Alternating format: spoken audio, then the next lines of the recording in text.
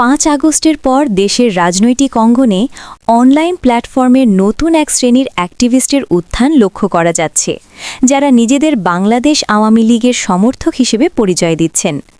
তবে এই তথাকথিত হাইব্রিড অনলাইন অ্যাক্টিভিস্টদের কার্যক্রম নিয়ে দলীয় তৃণমূল পর্যায়সহ বিভিন্ন মহলে প্রশ্ন ও সমালোচনা তৈরি হয়েছে।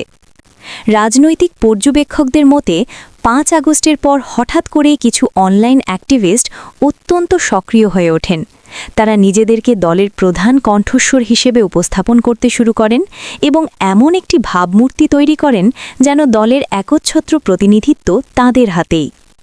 দীর্ঘদিন ধরে অনলাইনে আওয়ামী লীগের পক্ষে কাজ করে আসা তৃণমূলের অনেক কর্মী অভিযোগ করছেন, নতুন এই অ্যাক্টিভিস্টদের একটি অংশ তাদের অবদানকে অস্বীকার করছে।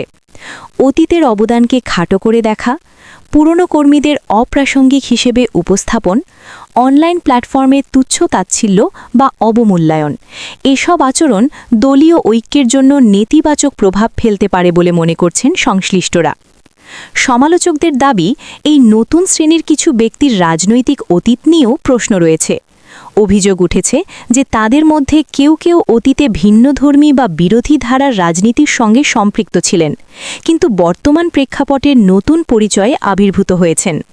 তবে এইসব অভিযোগ স্বাধীনভাবে যাচাই করা কঠিন এবং সংশ্লিষ্টদের পক্ষ থেকেও সবসময় স্পষ্ট ব্যাখ্যা পাওয়া যায় না, যার ফলে বিষয়টি বিতর্কিত রয়ে গেছে।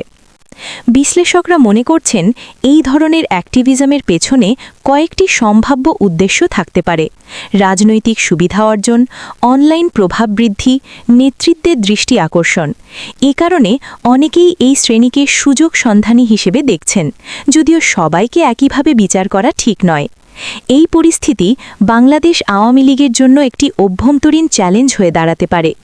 দলের অভিজ্ঞ অনলাইন কর্মী ও নতুন প্রজন্মের অ্যাক্টিভিস্টদের মধ্যে সমন্বয় না হলে বিভেদন তৈরি হওয়ার আশঙ্কা রয়েছে। ৫ আগস্টের পর গড়ে ওঠা হাইব্রিড অনলাইন অ্যাক্টিভিস্টদের একটি অংশ নিয়ে বিতর্ক যেমন বাড়ছে, তেমনি তাদের ভূমিকা নিয়েও প্রশ্ন উঠছে। বাস্তবতা হল, সব অ্যাক্টিভিস্ট একরকম নয়। কেউ আন্তরিকভাবে কাজ করছেন, আবার কেউ সুযোগ সন্ধানী হিসেবেও সমালোচিত হচ্ছেন। দলের স্বার্থে অভিজ্ঞতা, অবদান ও সততার ভিত্তিতে মূল্যায়ন নিশ্চিত করা এখন সময়ের দাবি।